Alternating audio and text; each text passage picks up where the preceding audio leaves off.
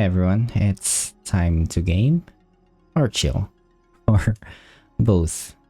Anyway, we are going to play something different today.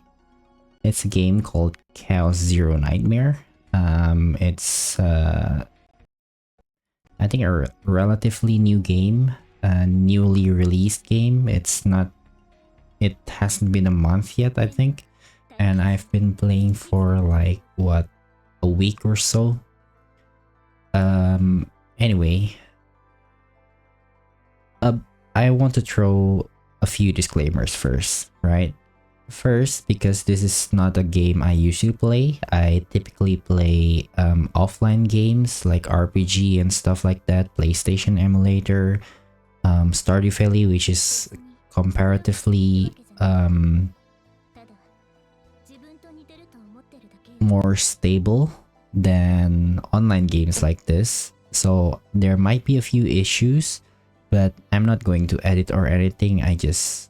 I'll try not to show too much of issues with the recording, but yeah, just a heads up. All right.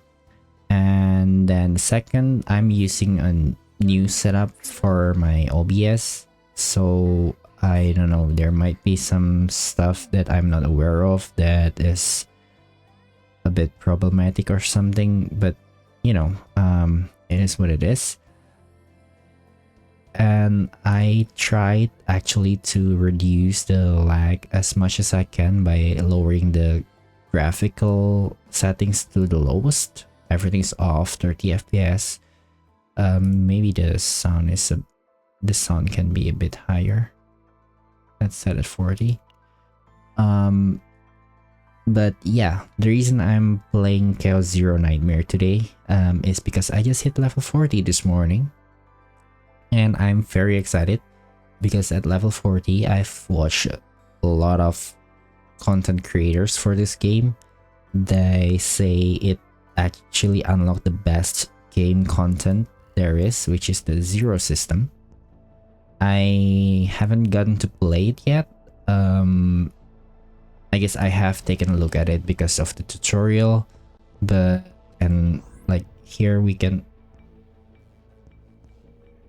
wait. I was so sure there was a map here I can play right away. Oh well. But anyway.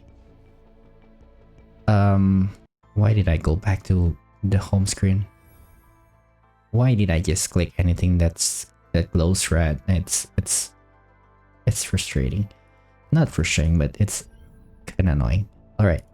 I got distracted so easily. Anyway, this will be my first look to the Zero system, right? Archives is still locked, and I guess this is like achievement kind of thing. If I finish difficulty 5 to 10 of each map. All right, cool. Rating here is let's see. Okay, this is a currency that is exclusively used in Zero system, I assume, and it's used to upgrade this stuff.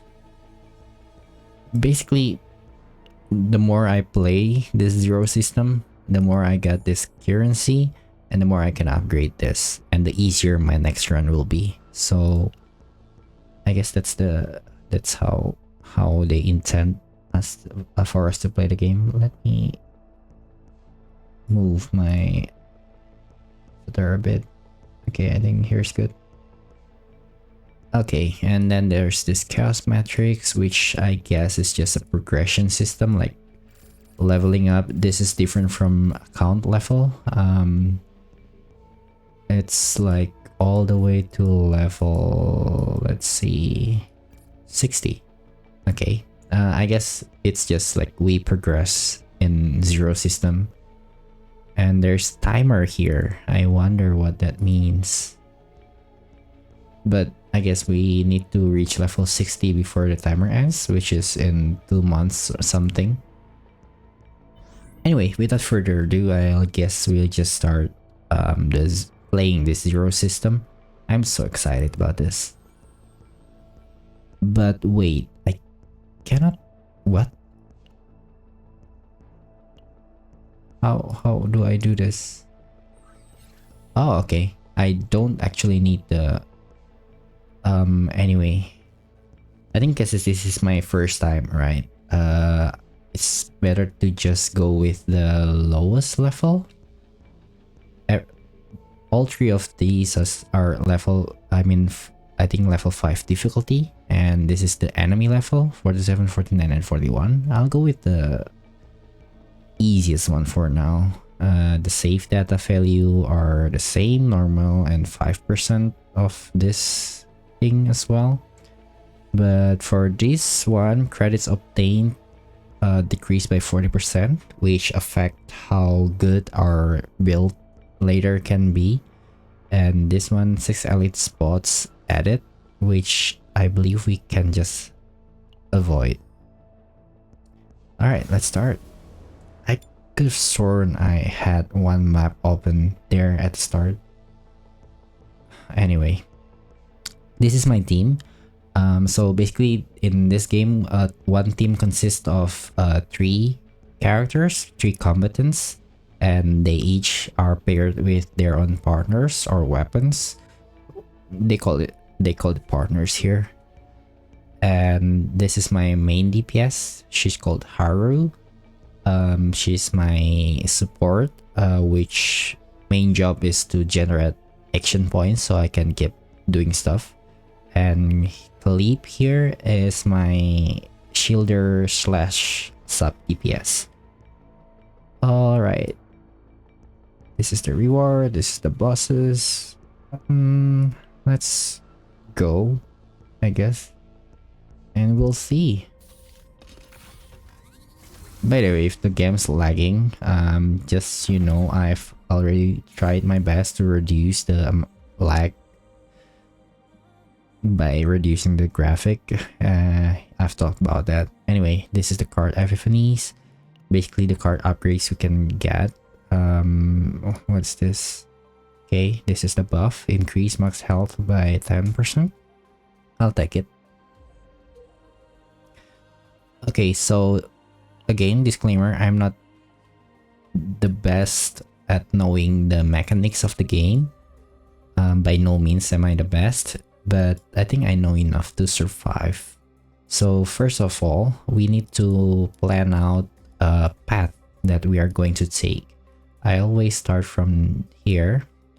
I think I'd like to fight just 2 or 3 elite bosses, this purple nodes here. More than 3, I don't think I'll be able to handle them, my characters, but we'll see. So this first one here, I can avoid it actually. Can go this way. So basically, aside from this first boss, I can avoid almost all the other elite monsters. But where's the fun in that, right? I'll try to hit 3 bosses. So here's 1 and 2 and 3. So we can just go straight. Alright. Oh wait, I didn't want. I shouldn't go this way because there's this. I'll show you later. So when you see this star here, right at the corner of the card, it means there is some sort of things happening that will strengthen our deck.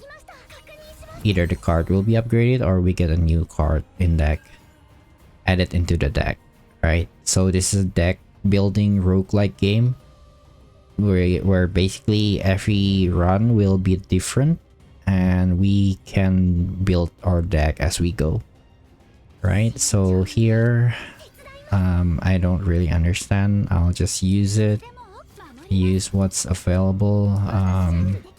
I don't actually want to do that, but anyway. Okay, here you see there was a shield here. Basically we can generate a shield to reduce enemies damage when they hit us, And if we let the enemy actually hit us, you can see a purple bar here, which is our stress level. When it gets full, it is going to be bad for us. Alright, so there's that. And now we are going to... Right, I guess just... This is the big nuke move from Haru. As you can see, it can one-shot anyone. Not because their health is already low, but because it just hits hard. Right? Right, as I say, Haru is my main damage dealer, so I will mostly use her to deal damage to the enemy.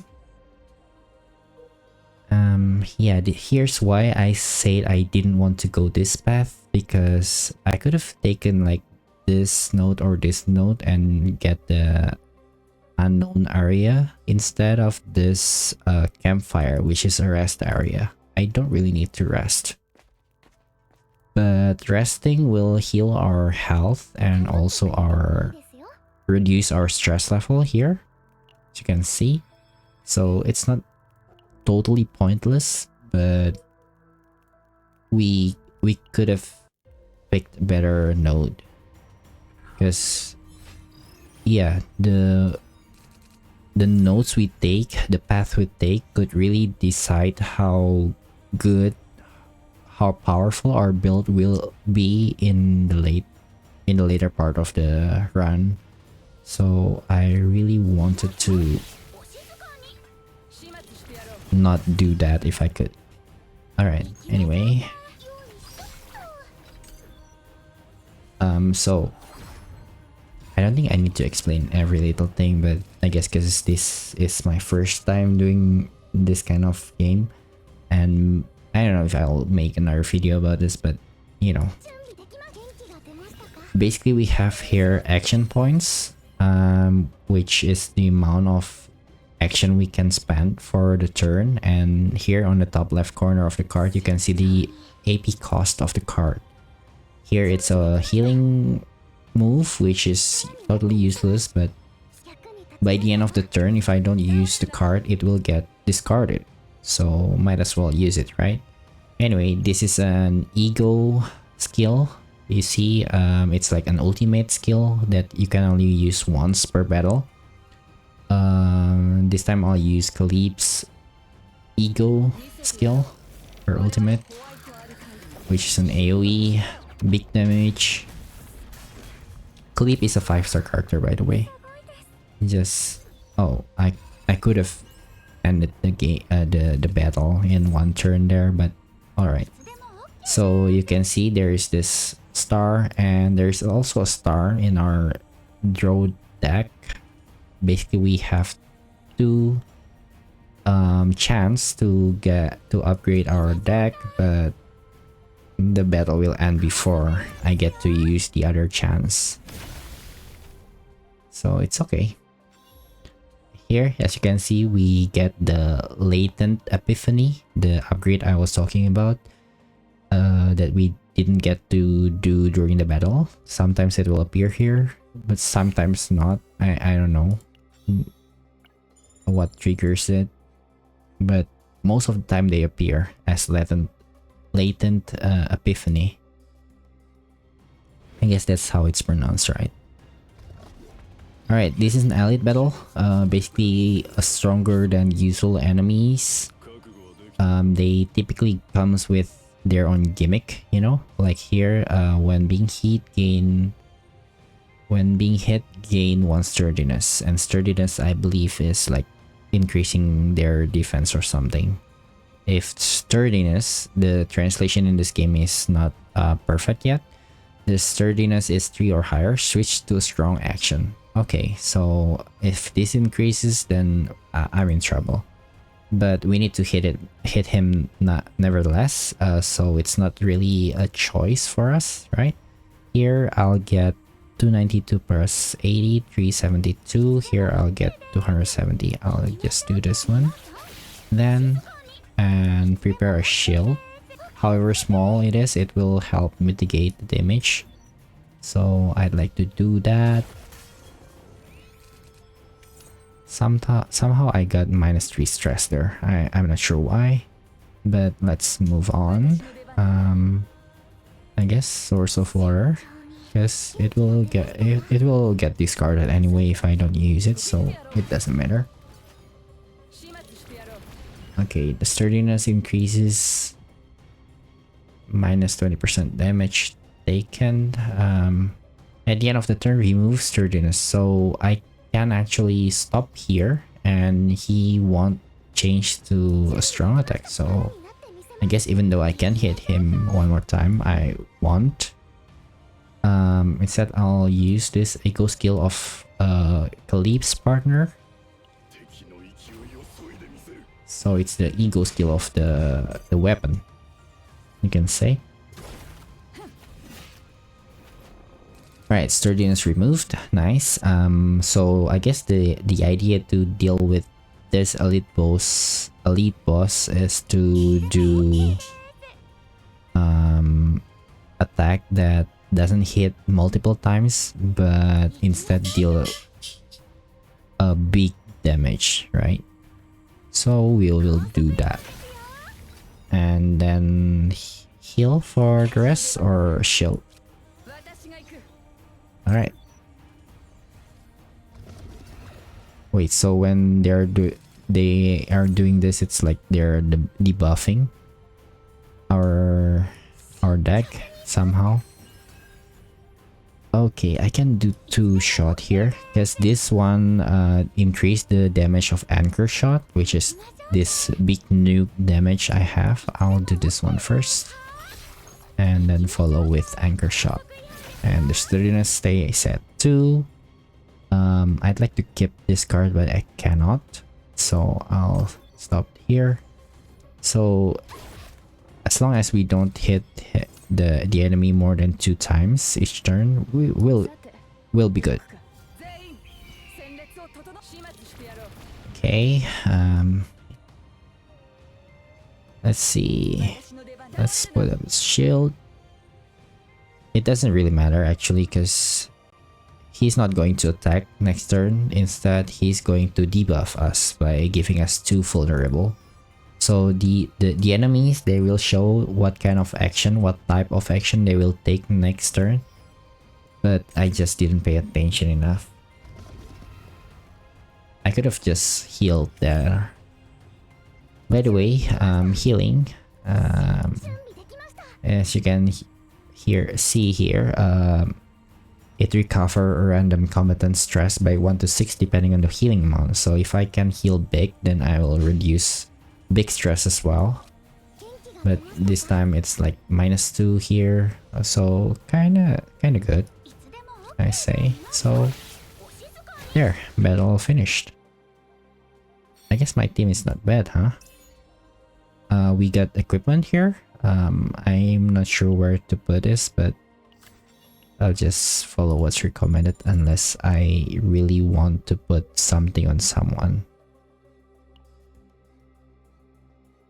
Alright. Yeah, we are going straight from here. So here on the notes with question mark, we usually get like random events that is quite interesting. Here we have a choice. Select and remove 1 card. Increase max health. That's quite good, but I need to roll 6 in order to do that. I'd like to see the other one. Select and obtain 1 public common card. Not interesting. We can see the equipment here. If at max HP plus 20% damage. We will be mostly at max HP because our Mika can heal and Khalib can shield. But I'd like not to use this because on boss fights, most probably we will not be at max HP, so this will be quite pointless, right? So I guess we go and try our luck. And we got 6. That's nice. I mean 6 out of 20, right? So it's not exactly a low chance. But Alright, here's another way we can modify our deck. Basically, we can remove a card. If you're wondering why we want to remove the card, because by removing bad cards, so to say, I will avoid having to get that card drawn in my turn. Like here, for example, Haru is a DPS, so I don't really care about her shielding the team, because her shielding potential won't be as big as like Leap here. So I will remove her shield.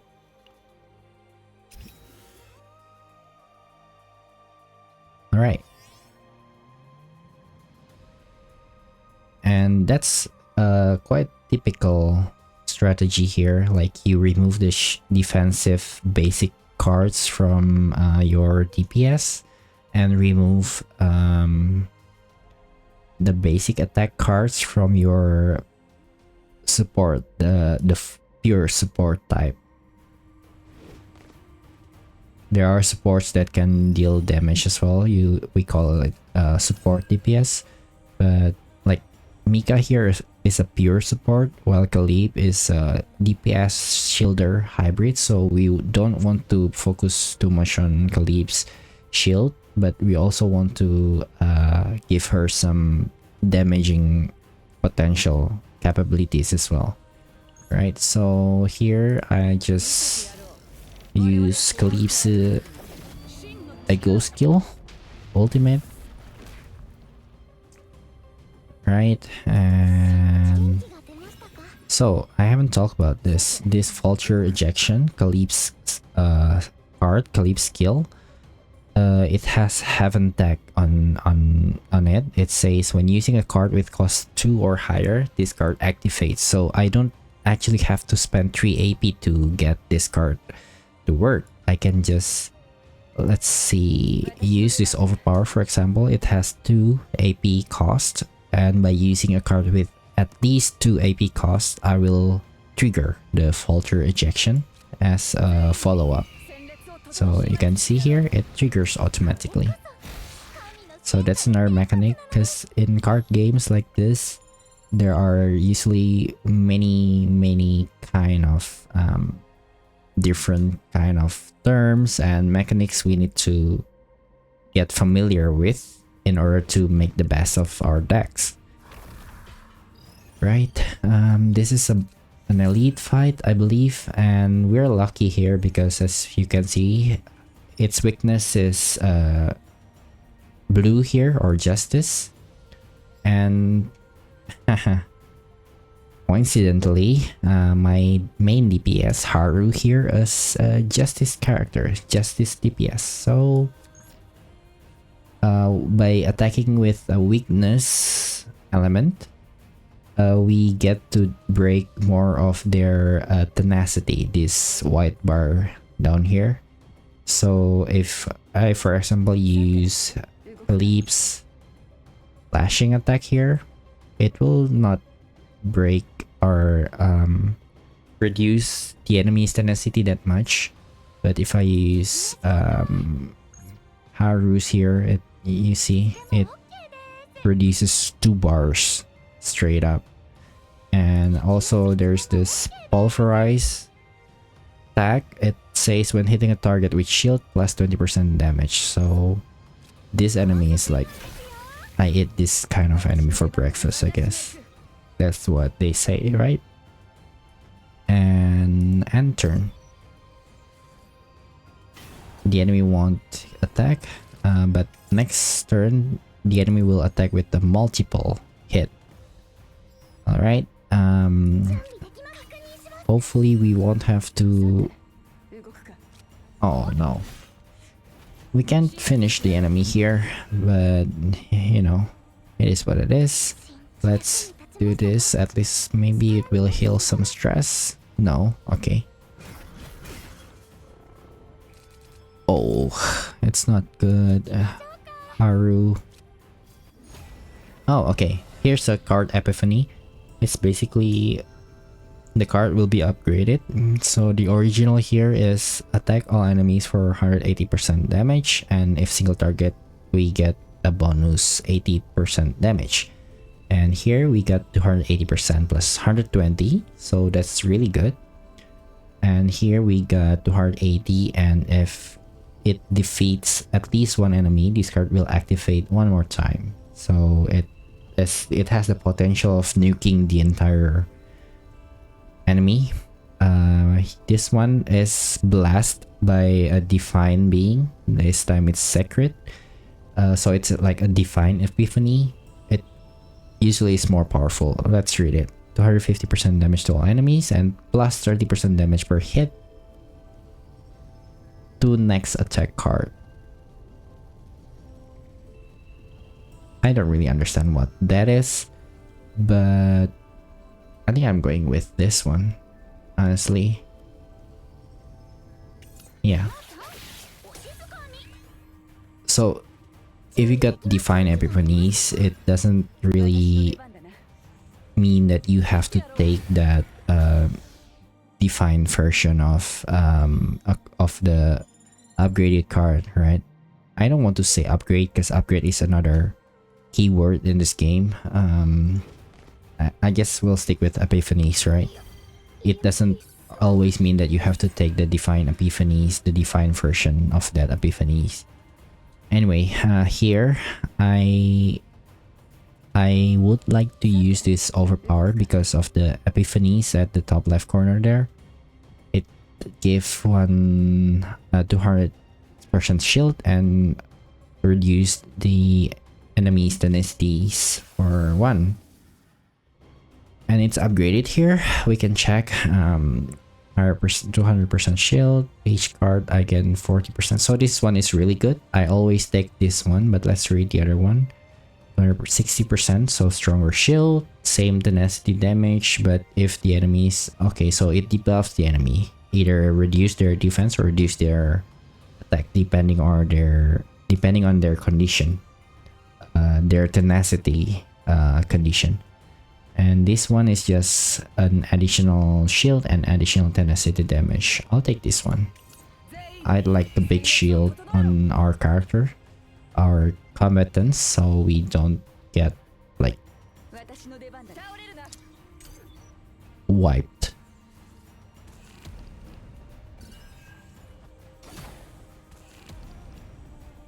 Okay, our shield was a bit too big, but it's okay.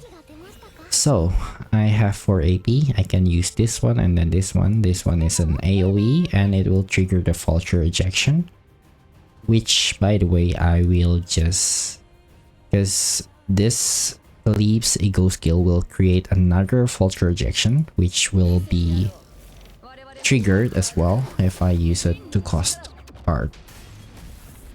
So let's do that. And then this is, here comes the big AoE chain. Alright. And double vulture ejection, and then I can hopefully kill one of them.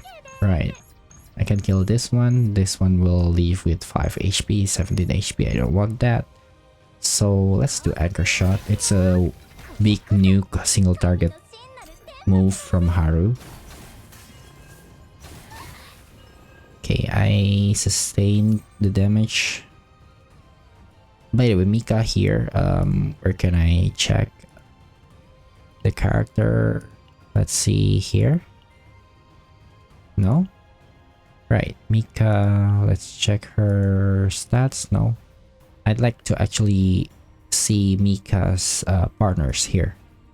Mika's partners here is Yvonne, which has the ability if the combatants ends the turn without using an attack card, it will heal 60% of the start at the start of next turn. It's not 60% of our max HP, but it's 60% of Mika's I guess defense or something, because healing in this game scales of defense. But anyway, moving on.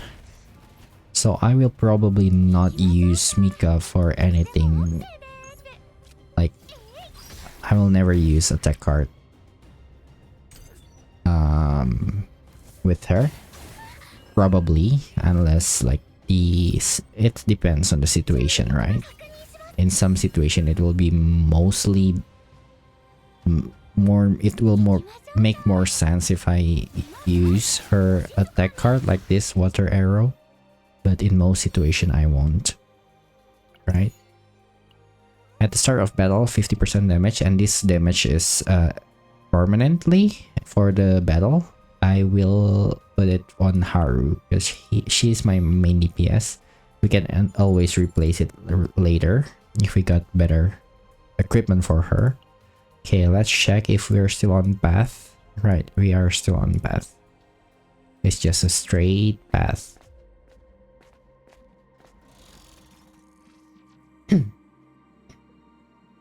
Okay, this one is another good sword for Haru because it increased damage amount by 8%. It's not much, but it's like it's always active, so it's good. Give it to Haru. By the end of the run, Haru will get most of the upgrades for her setup, I guess. But we'll see. Is this a boss? I don't think so. This is not an elite enemy. It has the ability to summon volcanic bomb, which is not good. We need a lot of AoE, I guess, for this one. But let's see. Anchor here will also increase the anchor shot damage, so I will use that before the anchor shot. Alright.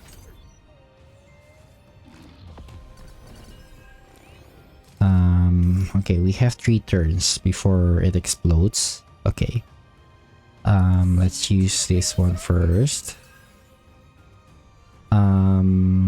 Anchor pointer here is one where we get anchor shot to our hand, either from draw pile or graveyard. So here's the anchor shot again.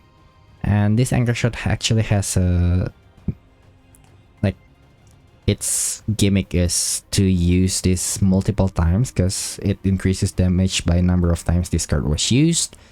We have used it once, so it's now a 40, no, more like 340 plus 60, I guess. And its max stack is 5, so we want to stack this as much as possible.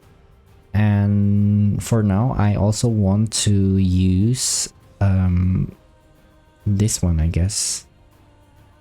Right, this is Asteria, Haru's partners, and she's a 5-star partners. I was quite lucky to get her.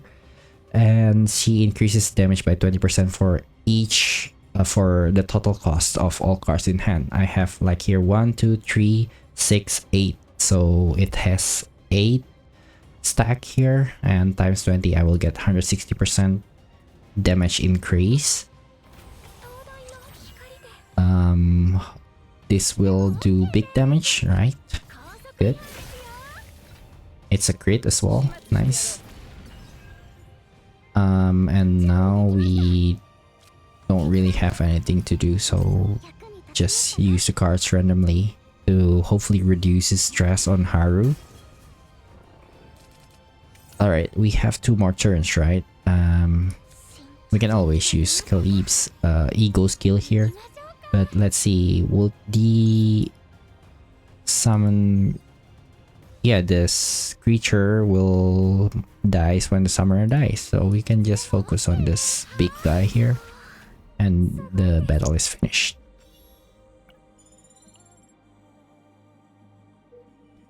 Alright, we go straight here. Another unknown notes. Save me. Okay. Here, if I just want to get through this stage as fast as possible, I'll get just this one. Random equipment, I can use it or I can't. And I will sell it for credits here. But here I would like to check the event encounter. This will unlock new possibilities, right? It may or may not be a good decision, but right. Can get a random epiphany or I can get a select. I get to select combatants to get epiphany, but I will get these curse cards, which at the start of turn, if this card is in hand, -3 action count to, which I don't want, so I'll just go with this one. And I got Haru's epiphany, so we got a new card for her. That's quite good. Moving on. It's another normal battle. Okay, they are all weak to justice, which is great for us because we have Haru. Right, unfortunately we cannot one-shot anything right now. Our anger shot don't have enough stack just yet, but I think we can spend this ego skill here because ego points capped at 7, so it's better to use it whenever we can, unless we want to save for a specific like battle ahead of us. Like if we are expecting, oh, look at this. I think either of this will end the battle, right? So let's go with this one. Yeah, I was saying if we expect to get into a boss fight or something, or elite battles, then maybe it's a good idea to hold on to our ego points, but this time I'll just do it. So I get the Latin Epiphany from the Vulture Ejection. Let's see.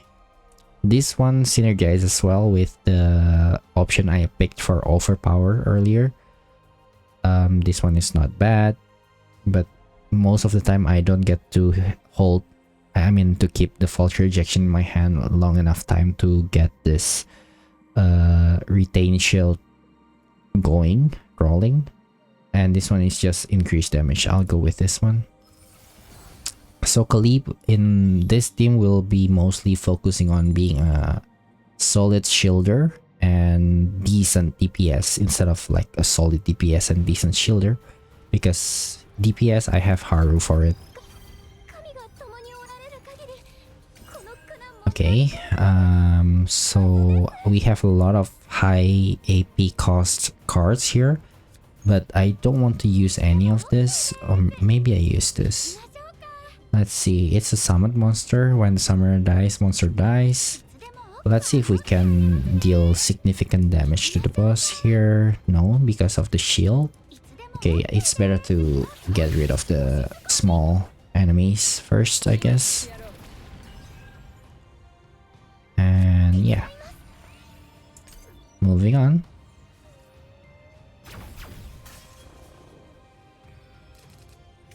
Alright. Lift Anchor here is an upgrade to our Anchor Shot. We don't have to use it right away because it only buffs for 1 turn, so we'll use it before we use the Anchor Shot. Alright.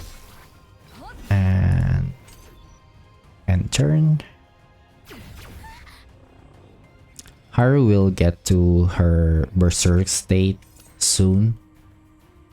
That's not good, but we can't do anything about it for now. So yeah, all we can do is just try our best, right? I guess. Okay, here I think we will not get broken, the shield, but Haru will get, yeah, stress level will increase regardless. So when our combatants get into broken down state here, like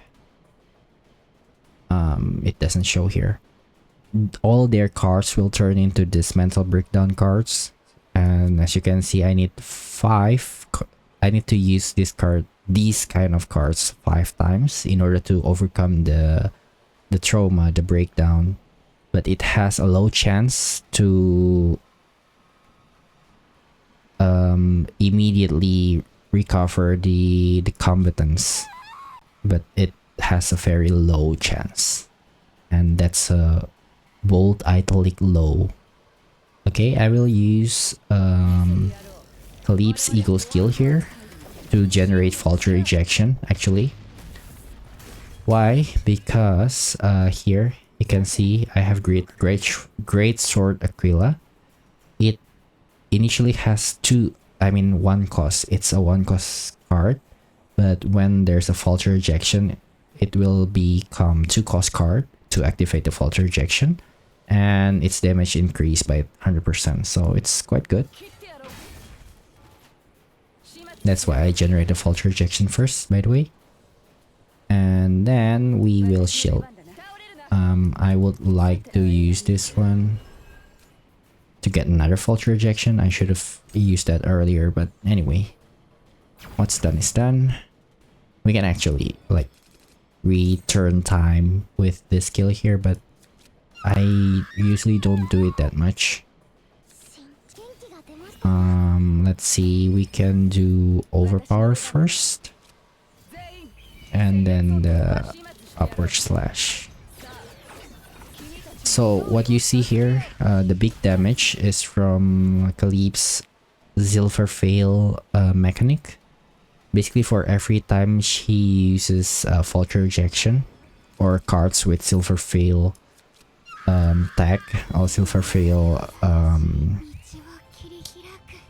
that mentions Silver Fail on it, it will increase by 1, and for every 3 Silver Fail, she will perform that big nuke damage. Okay, let's just finish the battle here.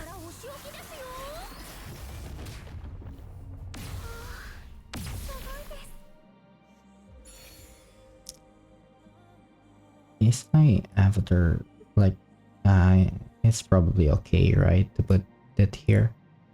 All right, we got equipment, plus 10% critical chance of attack cards with cost 0. We don't have attack card with cost 0, so even if I put this on any of this character, it won't work for Haru for sure, but the pure attack stats is nice though. Here we have 56, here we have 62, and Calip is a defense-based combatant, so we don't really need attack. And Mika, she's a support, so I'll just sell this equipment. As much as I love to have that weapon on me, it's really good for a low-cost combo character like Rinoa, probably, but right now I'm not using Rinoa.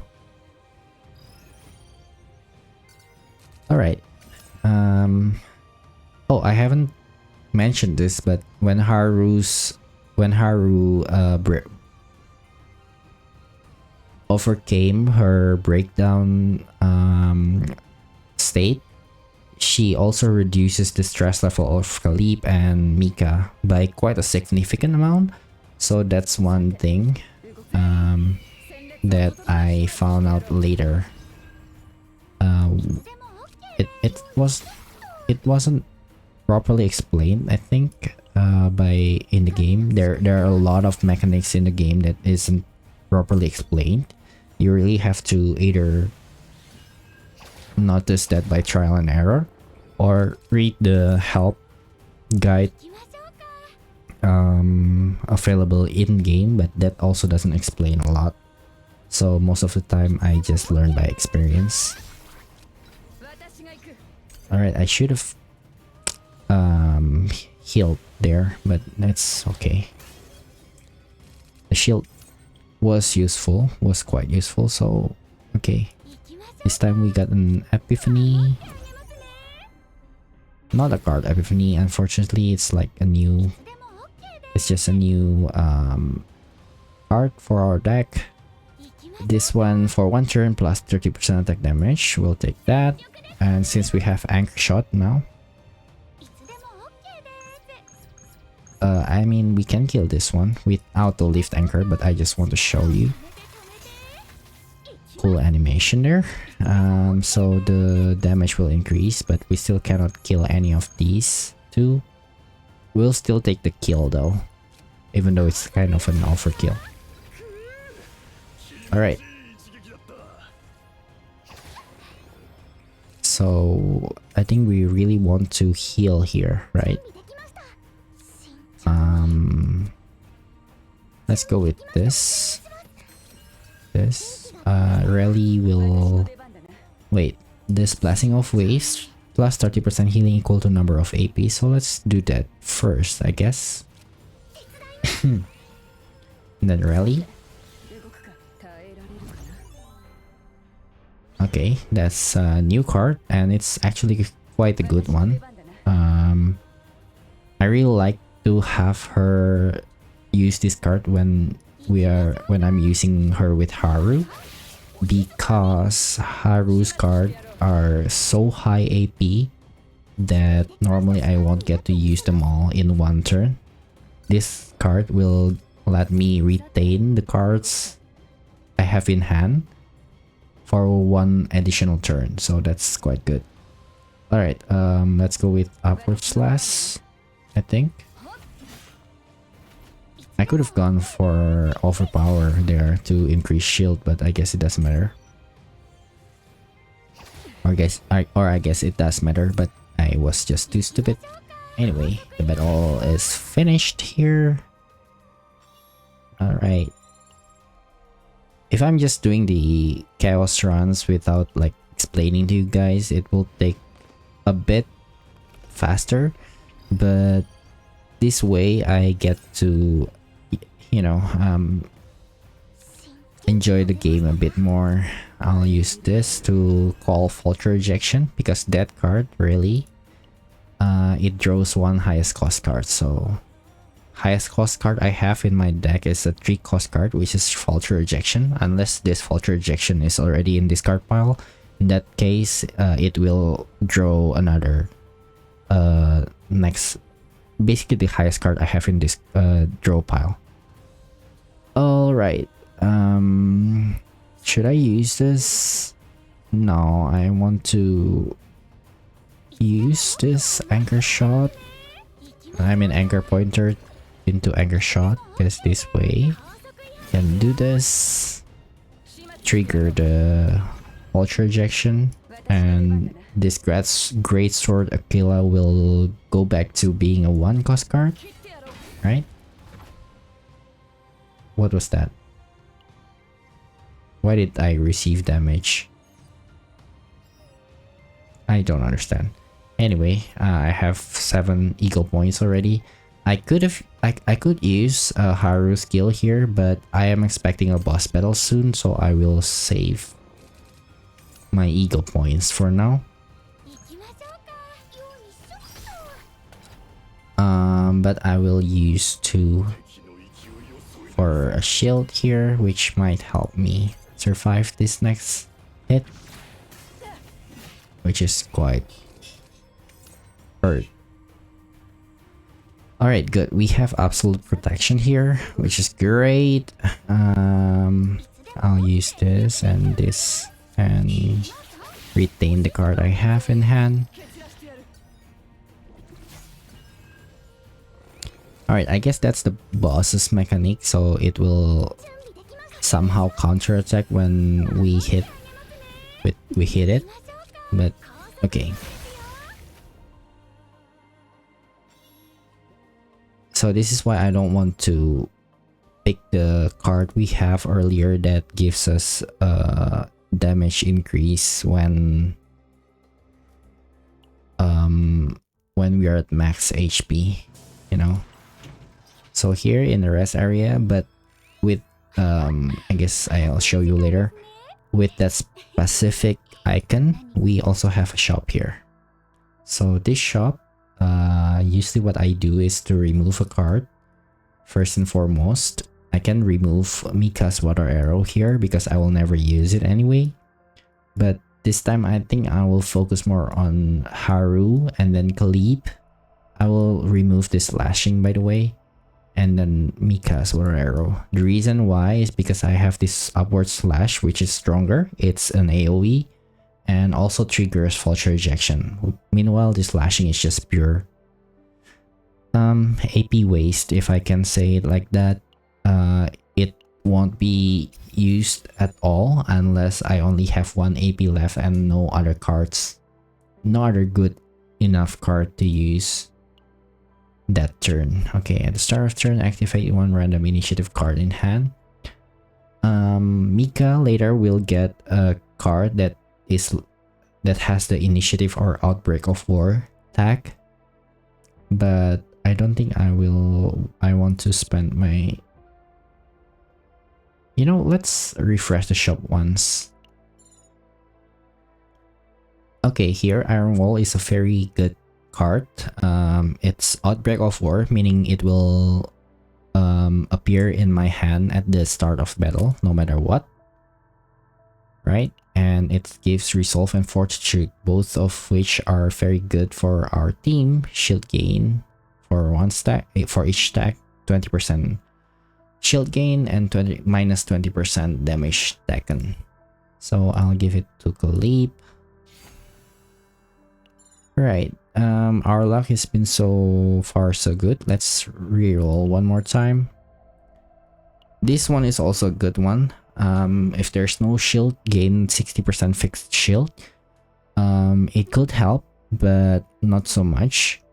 I will pick that if it's given to me, but this time it's 250%. 250 credits. It's too much. For this one, I think we can take this one if we really need to, honestly. But alright, let's check the other one. Draw one, activate drone card. It's a finale. I don't know. Final. I'll just call it final. It's a final card, so when it's used, it will end the turn. So it's not always usable. If an Outbreak of War card is in hand, then 1 tenacity damage to all enemies. You know what? I'll give it to Kalib, because she already has an Outbreak of War card.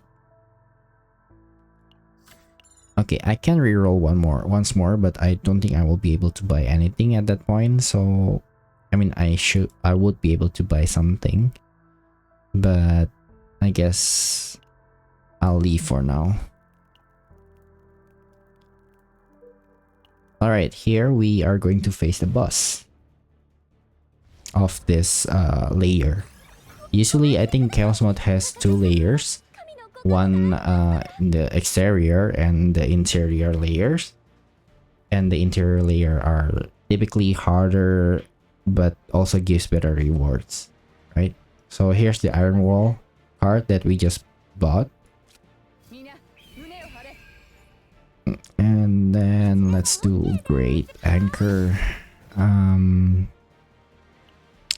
Let's use our eco point so it doesn't get so we don't waste any eco points accumulated in the beginning of every turn, I think. Alright, Source of Water. We can do Anchor Shot. And then here's why I like Absolute Protection.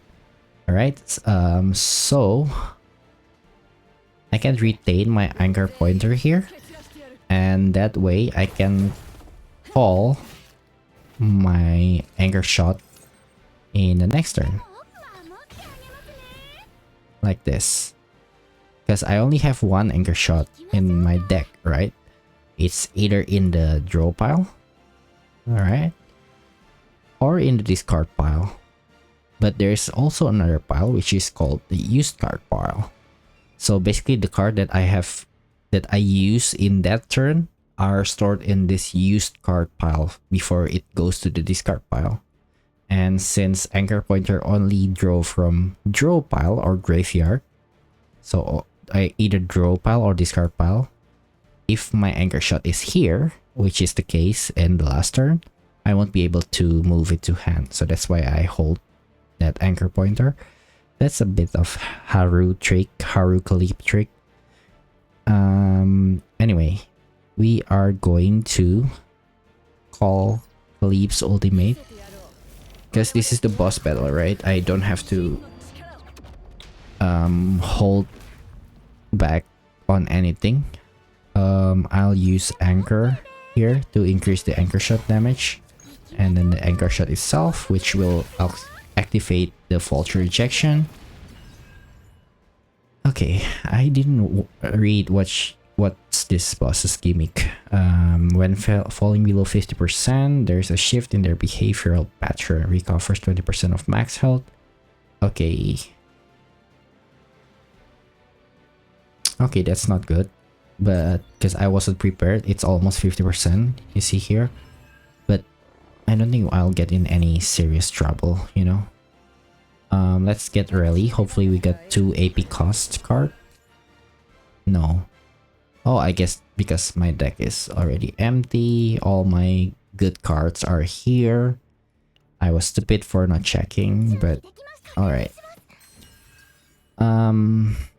I mean, we can just trigger vulture ejection for the silver fail because all the other cards doesn't really do much, right?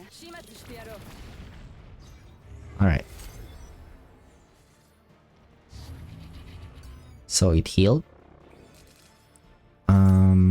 Good. We have anchor shot in our hand, but no vulture ejection. It's okay though. I can just use this lymph anchor, which will increase the anchor shot damage by 70% for that turn, and it crit. That's actually quite lucky. Okay. By the way, this absolute protection here, originally it doesn't have retain tag. Mine has a retain tag because my Khalib is I got a dupe Khalib once, so she's now at manifested ego 1, or E1 for short. So that's why. So I was quite lucky, I won't deny that. Let's see, I cannot do anything else. I will trigger both of these simultaneously and also trigger the silver veil. Is it veil? Veil? Silver veil. Khalib silver veil attack. So I'll use this instead. Plus 30% attack damage. I'll take that. Okay.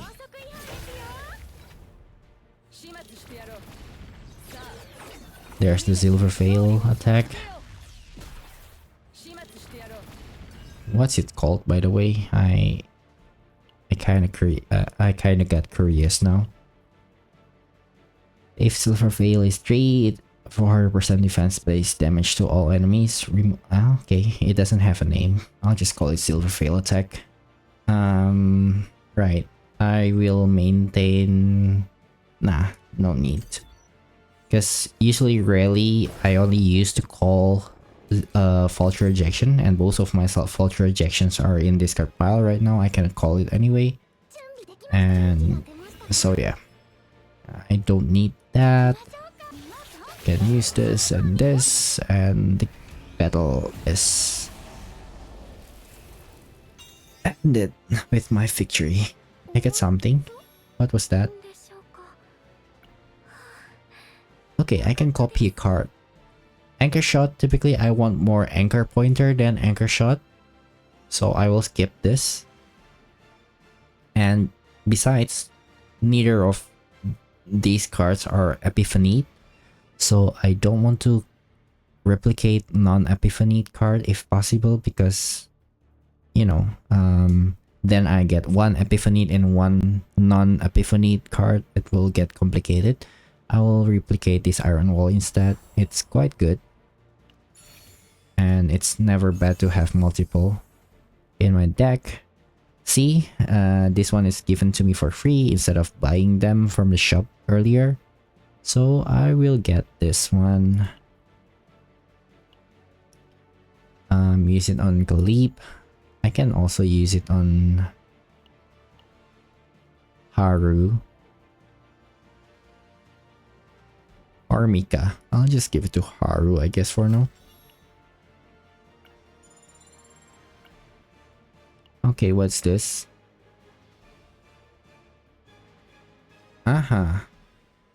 So I think starting from level 40, I mean from since I was level 30 and have level 40 characters, I get this memory fragments.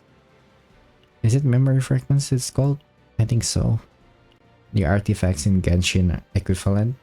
But I cannot obtain the loot for now because I am out of this currency. But I think I can still buy with 68er.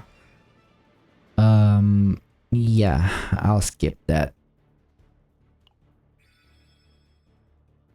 First, because it's not the set that I want. Second, because I'd rather not if I don't have to. Alright, let's start off turn. -1 cost to run random card. Not really interesting. +1 to basic attack cards. Basic attack cards basically are the cards that I've been removing from my deck, so I won't be using much basic attack cards. So I'll skip that as well. Draw 1 card when discarding a card for the first time of a turn. I'm not exactly using a deck that discard a lot of cards, so I guess this one is the most beneficial. Let me think for a second here. Basic attack card. I have 1, 2 from Haru and 2 from, I mean 1 from Kalib, right? This one is a basic attack card. This one is also a basic attack card. This one is also basic attack card, which I don't really use that often. This is also basic attack card, which I will never use, ideally. So I don't think this is a good choice. I'll just go with this one. Although it might ruin my chance of activating Falter Rejection somehow. But I think this one is the best choice I have. Alright, let's plan out the path we are going to take. I think we are quite strong. Stronger than I thought, or maybe this system isn't as tough as I thought. I would like to get this one with this strange icon. Rare species. Obviously, of course, absolutely, 100% I'll take that. So in order to get there, I need to path my way down. But I would like to get this node here because it has the shop icon. So I can shop for possibly better cards or equipments there. So what I do is I'm going to take this path, take 1 elite monster, and then go down. Then go down again. And go down. So down, down, down. And then take this path, skipping this elite monster. Then taking this elite monster instead. And then go straight. Okay, I think that's what we'll do. So the upper path, right?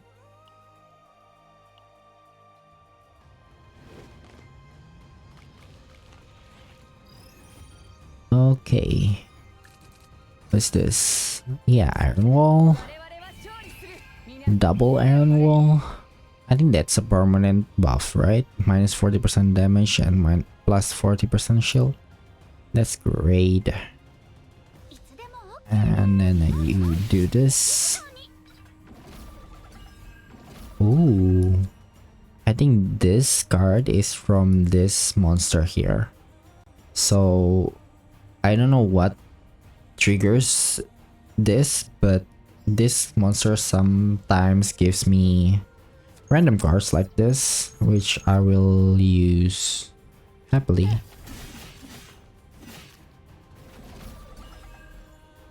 But yeah, should we use this? Yeah, why not?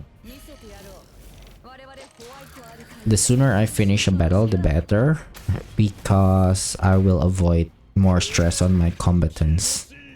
What is this? 20% damage, 3 mark. Why not?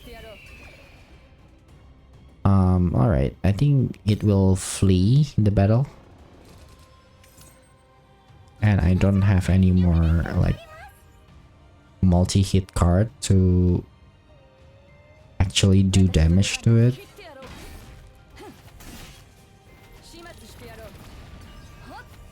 Oh, look at that. I can actually kill this monster. The one time I use Mika's water arrow and I get this quantum collector when an ally uses a upgrade card. It's not that good, honestly. I never find any practical use for it, but it's free. Why not? Alright, now we can remove another card, but I'll rest first. Removing the stress. I mean, reducing the stress. Oh, gear back is a good item. I mean, good card. I'll put it on Mika. It's basically draw 2 with 1 AP cost, but it has combo. So when an ally uses a card, activate this card. So I can activate this card with no cost as long as I use other combatants card, right? Because I will use mostly Haru's and Kalipa's card. So that's not a bad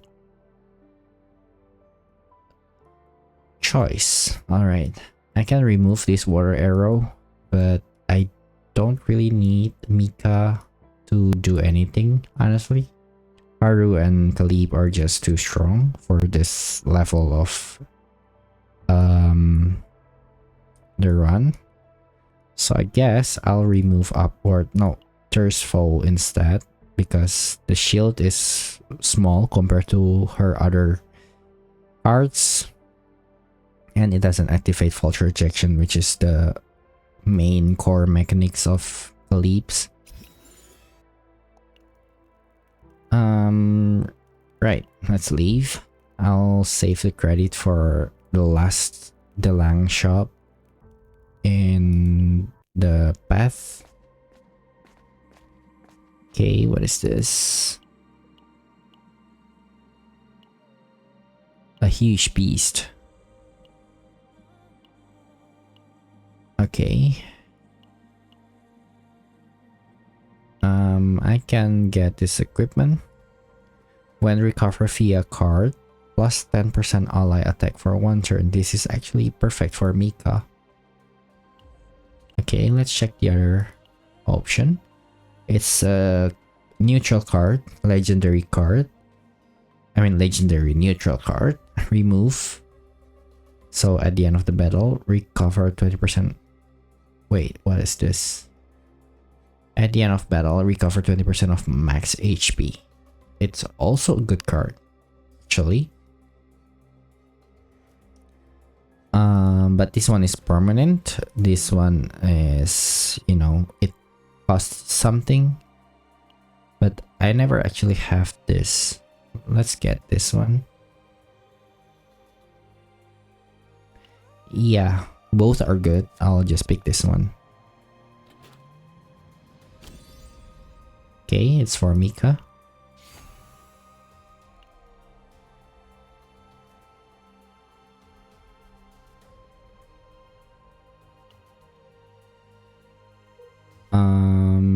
We take the lead here, right?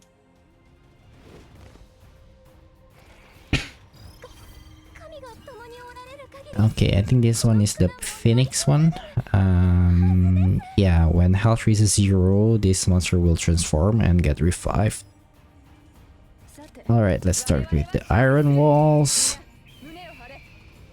And we cannot really do anything for now.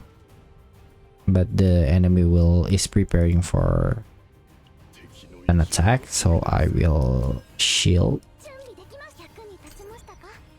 Alright. We see there is an Epiphany card inside there somewhere. There, gear back. It's a shame. Let's use this one first. Okay, and then use gear back. I can actually activate this with a combo, but that won't activate the Epiphany. so I'll do this instead. Okay, I got Whirlpool. It's an attack card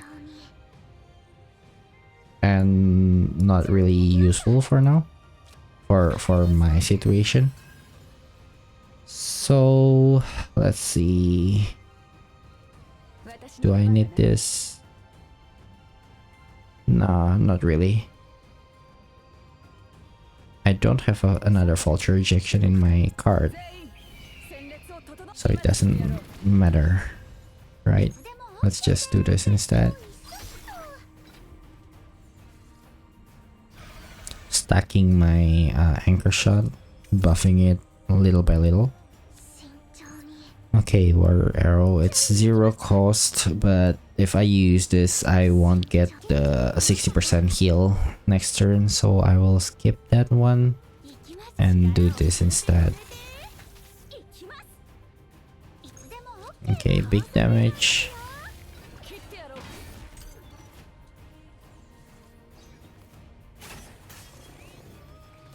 See, that's why I keep the heal instead of attacking. Alright. Inflict one random effect. Okay. But I cannot remove it anyway, so might as well do this. And now I cannot do anything because I have to end my turn. It gets revived, no problem. So what I'm going to do is activate this anchor pointer. I guess I'll activate this. Get another vulture ejection in my deck, at least for this battle. Anchor shot. And I can retain. I don't have to, but I can. It's more for the shield, which is not useful. But anyway, it's a 0 cost attack. Source of water. I'll do this and this. Does that end the battle? No. I see. Oof.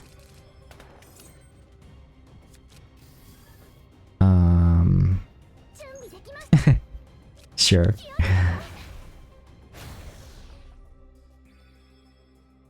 Alright. Oh, that's the effect from the card that I used. But it says remove, didn't it? Oh no, remove meaning it will be permanently removed from the card, from the... Oh no. Oh well. I'll give this to Haru. Should have given the... what's it called? The reinforced combat suit to Mika, but oh well. Critical chance is quite good.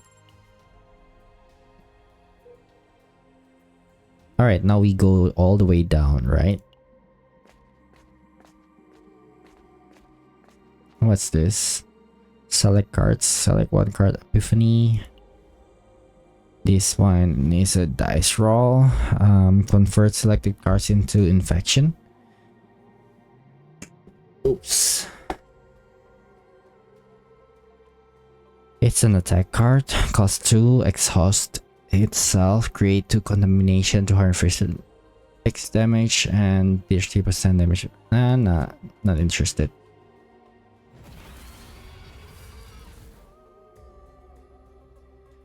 Okay, let's see. I want... Right now, my Calip build is already very good with the iron walls. I would like to see what my anchor shot can be turned into. Or anchor pointer. Either of these two. I guess I'll go for anchor pointer first. Nah, anchor shot first. anchor shot first. All right. Let's see. The original is 250-60. This one gives 1 tenacity damage, so it will break the opponent more easily. This one increased the cost by 1, so it's 3. And discard all other combatants card, plus 100% damage for each card discarded. That's crazy. But I have quite a lot of Haru cards, so probably I won't get to see the full extent of it. And either way, if I get like 60% times 5 stack, I will get 300%, so like already 550% damage just from the normal one. So not really interested in this one. This one is quite interesting. Let's see the combo. If the card used immediately before has the same attribute, effect activates. Same attribute means it has the same color. So Haru here is a justice attribute. So if I use the card from another justice attribute character before using this card, it will activate the combo, the +1 hit. And since I will most probably use this anchor shot alongside anchor pointer anyway, I think this one is the best. So it's basically 600% damage most of the time anyway, but it doesn't keep the stacking mechanic. We go all the way down.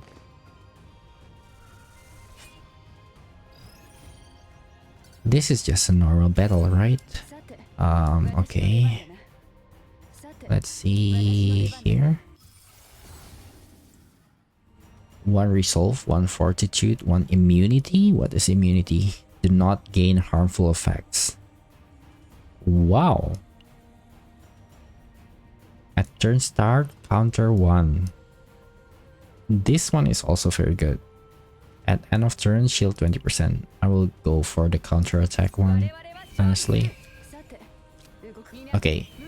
Now you see this anchor shot, the combo won't be activated. You can see here 658 shield. But if I use a justice card before that, it should be activated now. See? I can actually almost kill this one. If I crit, then this guy will die.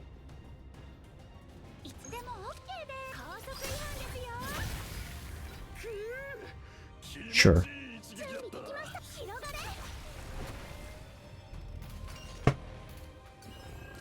Okay. So okay, so this one I can do another combo, anchor pointer.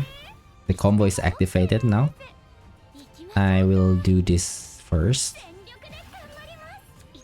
and then activate the combo. Yep, that's super strong. Okay, some shield to survive the hit, which is quite weak. I didn't expect it to be so weak, but alright. We had our fun with the anchor shots. Now we want to get the vulture ejection.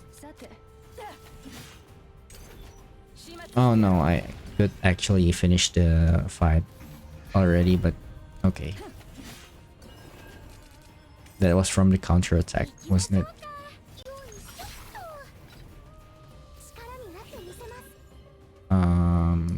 Yeah, let's finish it.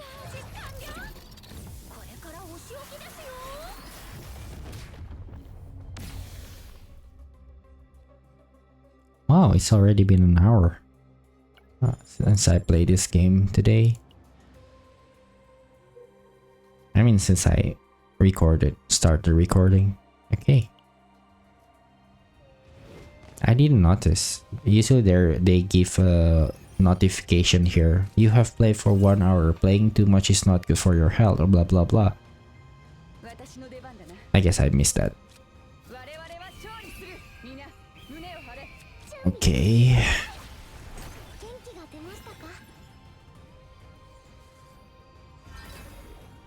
Death sentence. What's that? At the start of the turn, absorb one random card from hand. Create one mark of death. Remove that sentence when shield is removed. Okay, so I need to work on removing his shield. Let's go with rally here. Vulture ejection is in hand. And anchor pointer is in hand as well. I will do this. And I will do anchor shot instead of Great Sword Aquila. Shield is out.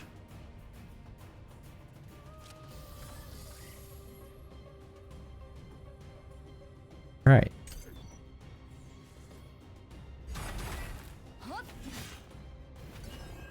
The counter attack is really nice. Okay, for power. Nice. Do this and this. One extra AP. I can't do anything about that. Here comes the multi-hit. But it's nothing. Okay.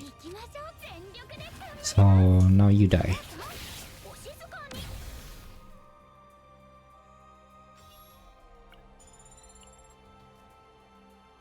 I think our build is very good now.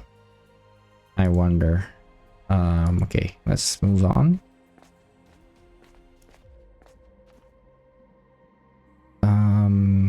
Stress increase, got branch of the secretary.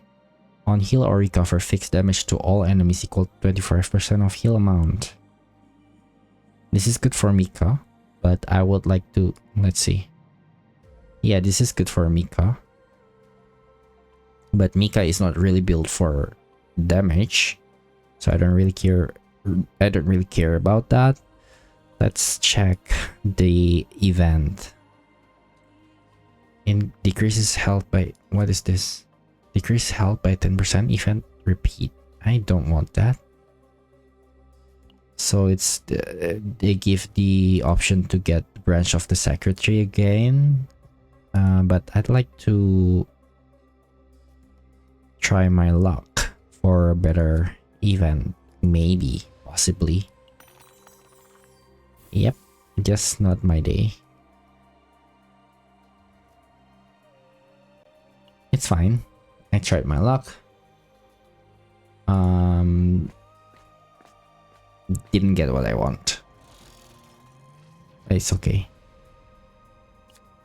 Got Crimson Sword, which is when dealing damage with targeting attack. So it's good for Haru, but I don't think it's that good. So I will just sell it. I think I will only replace Haru's her current sword equip with something that is really good that I really need. Right. Heal health by 100%, all combat and stress.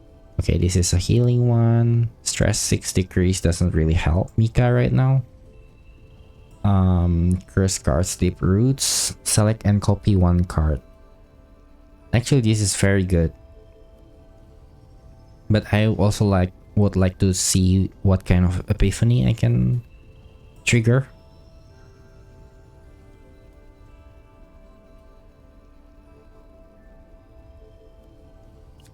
Let's trigger one card. And I want to trigger the anchor pointer. Okay. Yep, nice. So this one is the Divine Epiphany one. I mean the Divine Blast, whatever you call it. It gains 1 AP, but basically it's just the normal Epiphany plus 1 AP, right? For one turn, gain 1 Resolve. Resolve is a shield gain. I don't really need that, and it's only for one turn. All Anchor Shot, gain Retrieve. I never actually picked this one, like ever. I don't know if that's good or not. Somebody tell me if they know, but I don't think it's that good. Alright, this one is the best. Critical chance for anchor shot that is called by this anchor pointer. Perfect. Alright, that's a good one. That a very good one, I think. Alright, this is a rare species, it says. Okay, what is your gimmick? When taking damage, gain shield. Sticky slime 1 at the start of the turn. Reset sticky slime to its initial value. What is this? Each turn, absorb the attack card used for the monster's first damage. When the monster dies, return the absorbed card. Okay, so I have to be careful what kind of attack card I use against this guy. I guess that's his gimmick, huh?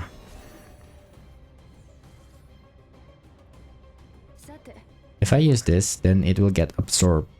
But the vulture ejection is quite crucial to me. What is this? Curiosity. This card's damage is increased by 50%. Okay, I better not use that one. I don't want it to get absorbed, right? But if that's the case, what can I use? Okay, I don't mind using this power anchor or this power charge. Whichever deals more damage, I guess. This one. But this will buff my anchor shot, so I guess no use thinking too much about it. Let's go with this one.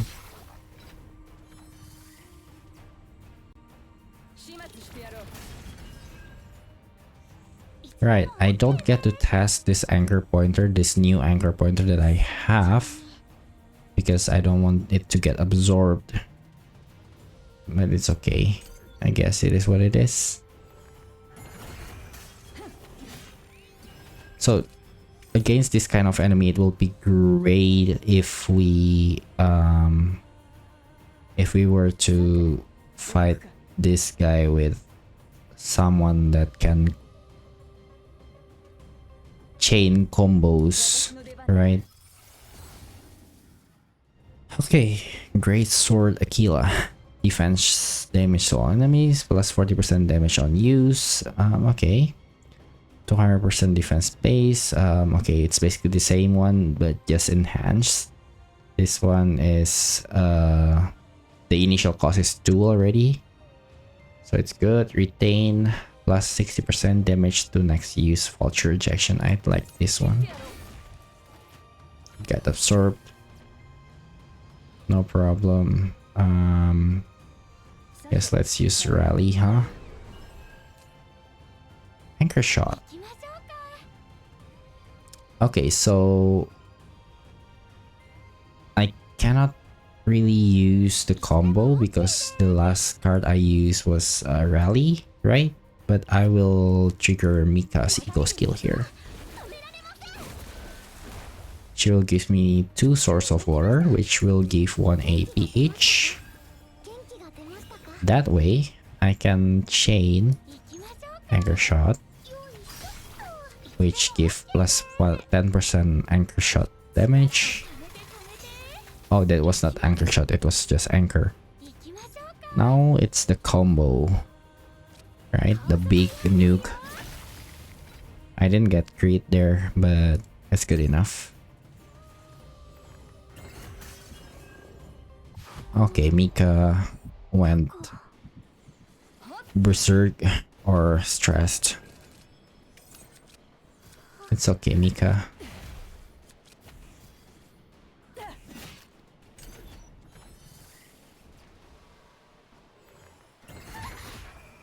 Ouch.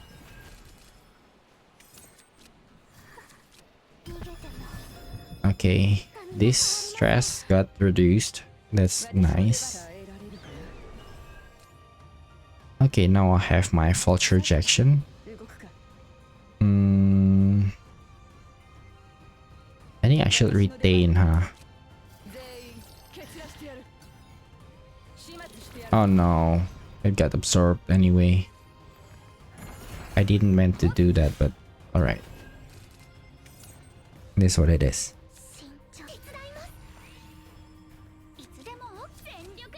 Okay, and the fight is finished. Oh, what is that? Oh, I guess that's the currency to upgrade Zero system, right? It's nice. So they actually drop from one of these rare species. Great.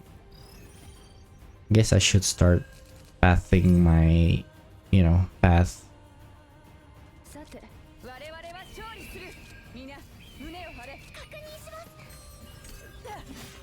For that from now on. Wait, what? Do they also have the gluttony skill? Let's see. This one, huh? Gluttony. Okay. So as long as I don't hit that one. Right, this will trigger. But it's fine.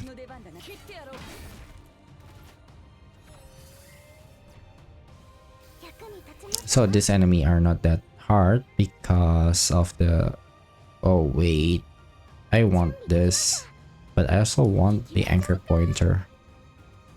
Is there no way? Let's see.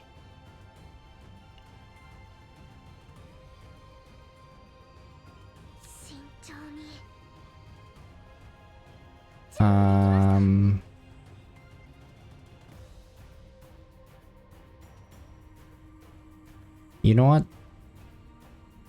I'll skip the anchor pointer for now, although this will definitely kill one of the enemy. But I'll choose this.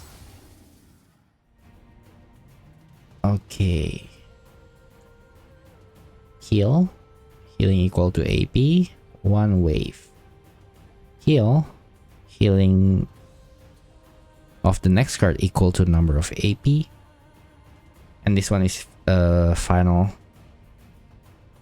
card. Heal. And then plus 50 for each AP used this turn. So I guess you use this right at the end of the turn. And typically one turn we get 3 AP to use. So it's like 57 plus, so 200% heal. And we are forced to use that. This one is better. Okay, so yeah, we cannot do anything about that. Can we kill this guy by ego skill? Yes, we can.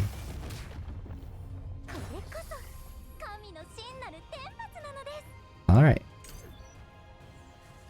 Just to get the gluttony out of the way, right? And we actually got the anchor shot.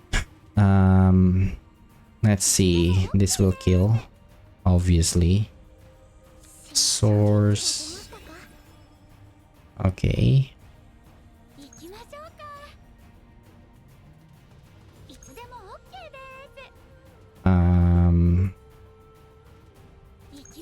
Yeah, let's just kill.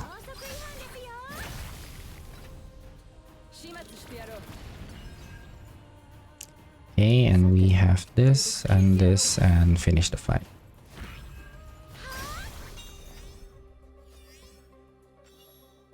Oh, we had another epiphany. And this one is another divine epiphany, but this time it's Nihilum. That's what it's called, I guess. For one turn, 40% attack card damage. For one turn, 70% attack card damage by number of cards in hand. That's quite good, actually. 50% damage, one tenacity damage to next attack card used. So whenever I activated this, it will always apply to the next attack card used instead of getting restricted to only one turn. So that's actually quite good. And it's a draw one card from Nihilum, so I'll take that. Although this might make the save data quite uncertain, but it will always be uncertain, so it doesn't really matter. I'll take this elite fight. I think we're strong enough. Hopefully I'm not too, like, it's not me being too arrogant or anything. Hopefully. But we have elemental advantage here. The enemy is weak against justice element. Okay, so we got this. We actually got the combo, right? So this one, then anchor, shot with the combo, double hit, and then the power charge. Look at that. And just for the sake of it, right? I don't really need this shield. The enemy won't hit me or anything. Right. Let's see if we can get another vulture rejection. I guess not. Oh, I actually got another vulture rejection.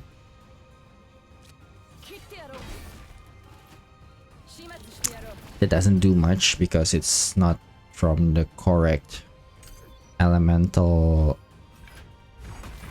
I mean, not from the correct elements. But it's fine. A blessing of wave, why not? Gain 1 wave, 1 AP, and then this for the next card, attack card used. Anchor shot. What's the chance? Sure. While we're here, I guess we can activate this one. 3, 2, so it's 7 times 20. Oh, without that we kill already, so not needed. Big damage. On ravage, 1 impaired to the target. Guess we can go here, but it will make it too much maybe. Maybe we'll just sell this. More credits for shopping. I don't think we will use all of those credits, but who knows, right? How did you end up here? This Forbidden Grove, Osiris cannot be let go of easily. Oh, what is this? I never got this event. In name of the forest, I asked this. What do you seek? What is this? On odd turns, plus 6% attack, 10% defense. Interesting. On even turns. Okay, so it's either on odd turns or on even turns. Or select and remove 1 cards, which is what I'll do.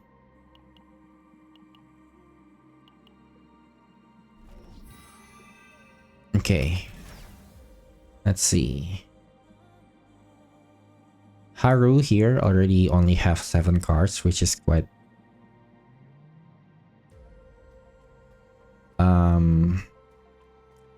problematic because most probably one of these cards will be removed, and or the basic card will be added, or the divine epiphany will be reverted. Things like that will happen because it's too little, too thin. The deck is too thin with strong cards, so probably not her. At this point, right? Philippe's card is already good as it is. I think I'll just remove the water arrow, honestly, for nothing. I won't save the Mika's save data from this run because it's not good.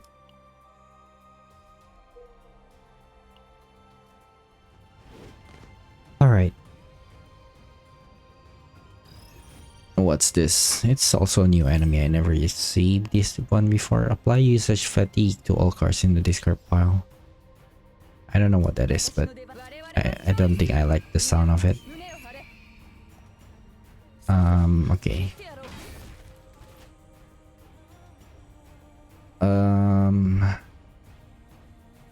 Sure.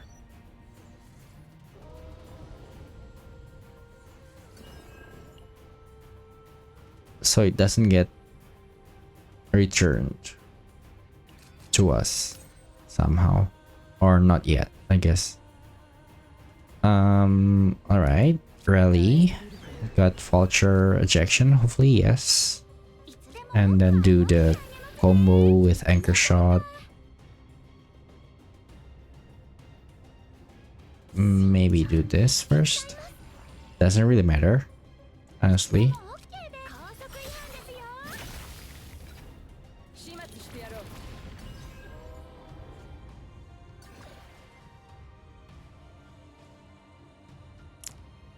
Okay, sure. So the enemy will attack next turn. Let's do this and this.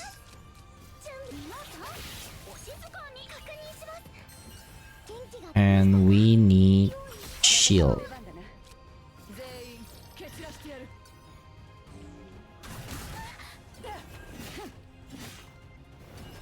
Haru's stress level is a bit concerning. Why I use this even though I don't have anchor shot? Because to trigger this gear back. And I got the anchor pointer anyway. That was quite lucky. So this is the big nuke. I think I can do this, right? Get 2 source of waters, and hopefully this will do enough damage. No? Okay, never mind.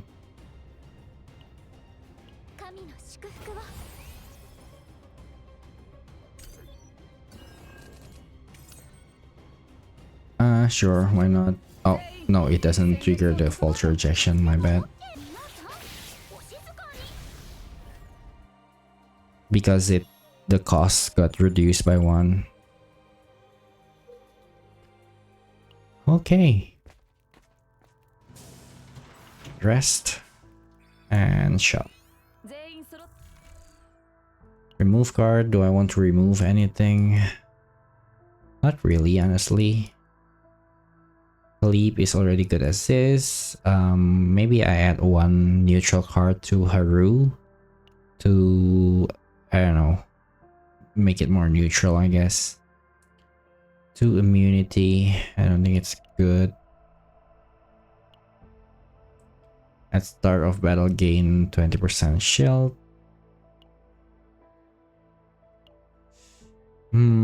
Yeah, not. No, probably not. 100%, 150% shield. At the start of next turn, 150% shield. Okay, this one looks good.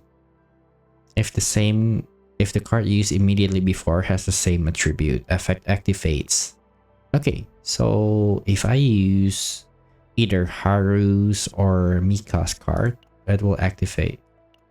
That's a good candidate right there. For 1 turn, target's action count does not decrease. No, it's not good. I don't think that's good anyway. Let's add that one. See, we are quite rich, so we can splurge a bit. At start of battle, gain 1 damage reduction. Okay. At start of battle, gain 2 counterattack. Not that good, honestly.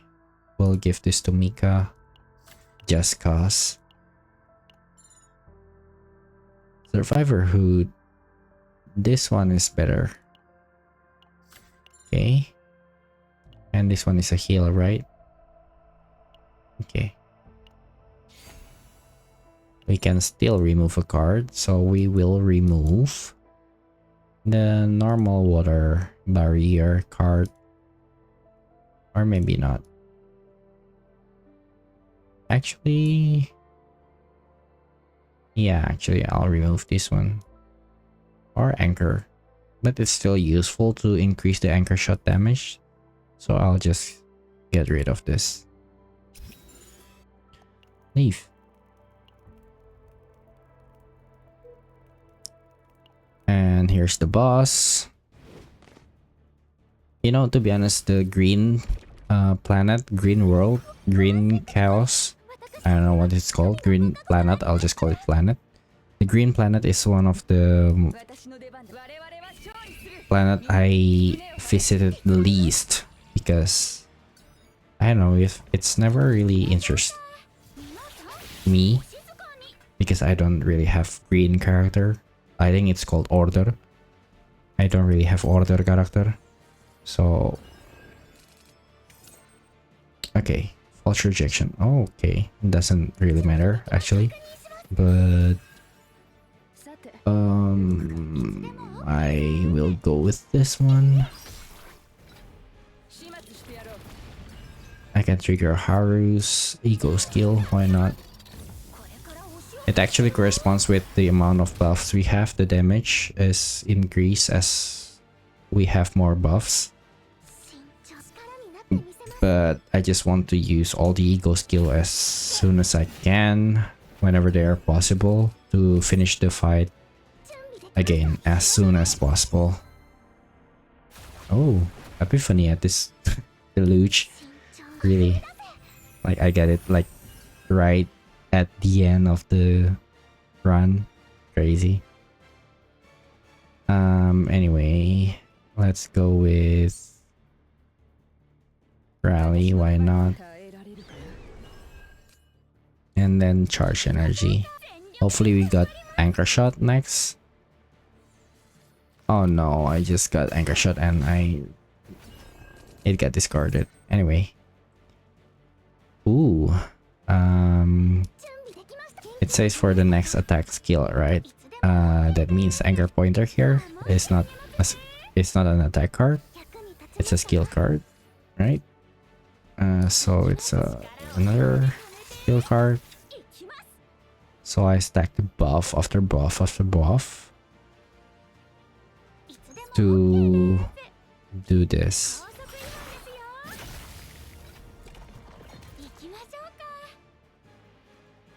If the card used immediately before has the same attribute. Oh, okay, so it doesn't automatically activate.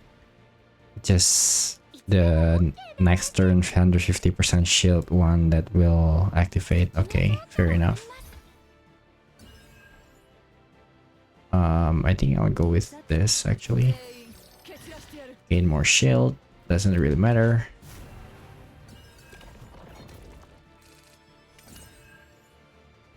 Okay, rally here.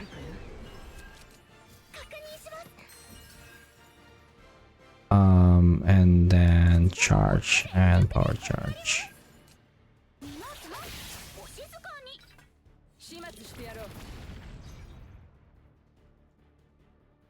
Right.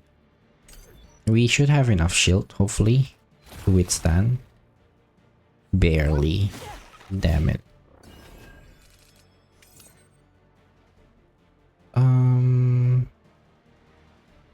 Let's go with this. Again, enough shield. And then this one, and let's exhaust that bleed. Now we're just waiting for another anchor shot, right? No, Haru. Oh well.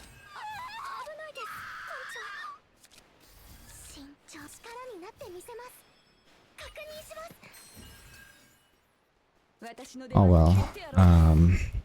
That's too bad. But we can't help it. Right? So we just need to get her out of the fear state, which is not that easy.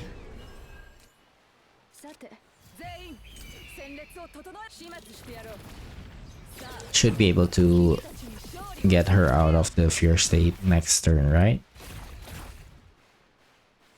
So far, Khalib's shield is really carrying us.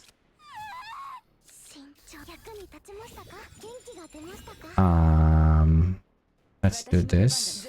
It's another shield. I don't think that will be enough, but Oh, it's still enough. Okay. Thank God.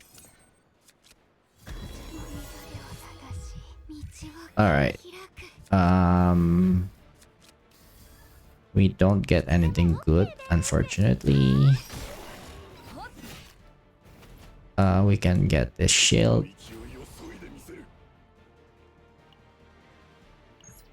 Oh, we can finish.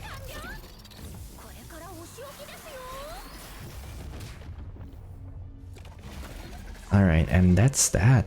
That's the run.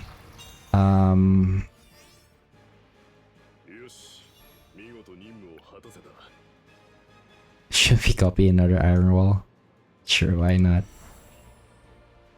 I mean, false rejection will be the more realistic copy if I want to keep Khalib's safe data. But it's quite fun to have a lot of iron walls. On gaining shield, 100% fixed shield. Damn. Okay, sure. Okay, Khalib, you're the best now. The best shielder in the world. This one, critical damage. I don't need that.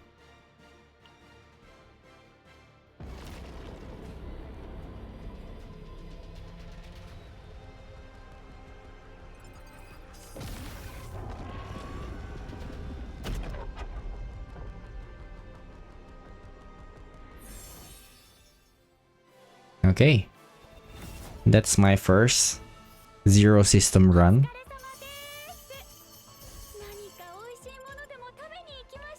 Ooh, that one is quite good on Khalib as well. I got 61 Chaos Orbs. Let's see what we can do with that. Oh no, poor Mika. But luckily, Khalib and Haru, which are the ones that we want, are safe from the mental trauma. Let's see. We basically keep the combo Epiphany. The equipments are untouched. 6% critical chance are good. And it's just damage increase as usual. The 20% critical chance is retained. I mean, is kept. And didn't do anything to this. Charge energy with the Nihilum Epiphany is kept as is. Oh, this is actually quite good. I will save this. Okay, and Khalif, I didn't get the last replicate, the last iron walls, which is a shame, but we got 30% shield. I mean, this is a big shield. This is retain 60% for falter rejection, so I can use this whenever falter rejection is available in my hand. Quite good. It's shield gain, big shield gain. It doesn't have any epiphany this rally. I didn't get any epiphany on it, and absolute protection is always good. I guess the iron wall at the end is converted into Thirst Foul, but this is godly. And on enemy defeat, 60% fixed shield, sure. But this one, I guess not godly, right? But it's very good. On gaining shield, 100% fixed shield. And she's a shielder. So, imagine. Actually, I'll also save this. Typically, I don't know if any of you use this method, but I use one for DPS build, 2 for defensive build, I would say, and 3 for sportive build. Just how I save my save data to make it like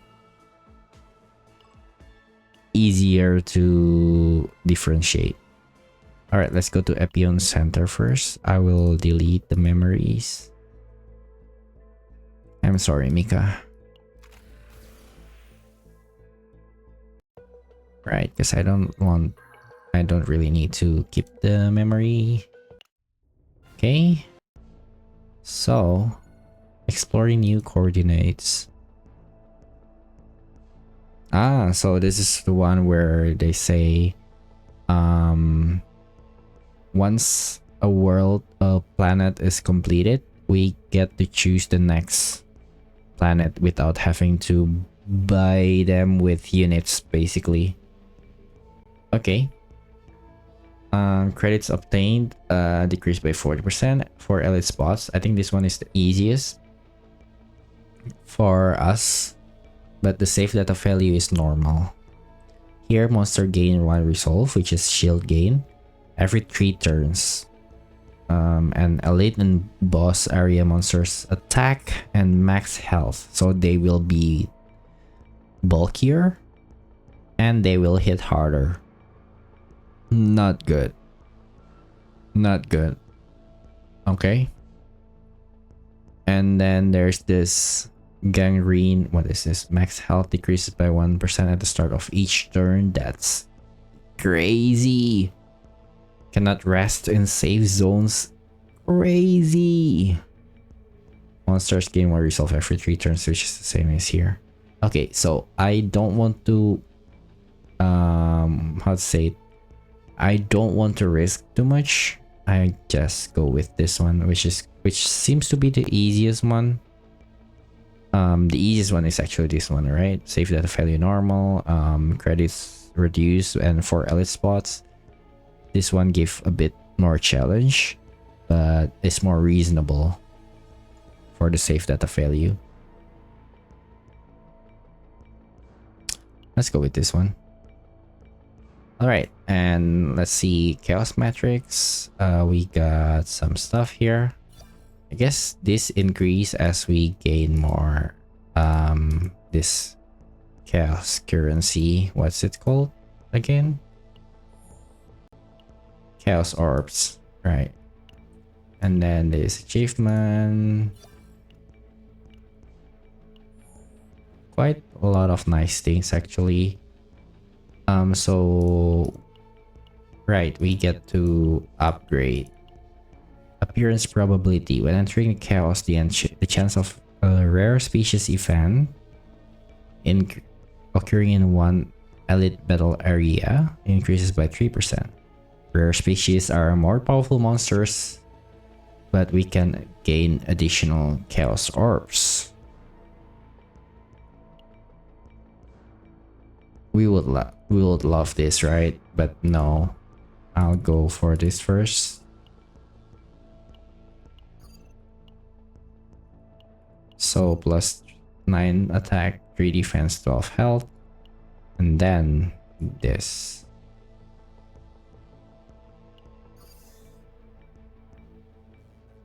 Okay, so that's basically how we do zero system, I guess.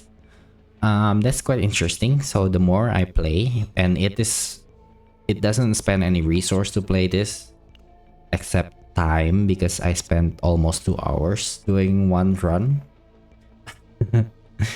But the more I do this, the more the easier it will be for me to clear the next level because of the buff, the attack, defense, health, and here I get more chaos orbs essentially by doing the run. I mean, this one increases my chaos orbs gain from each run, basically. So yeah, it's quite interesting.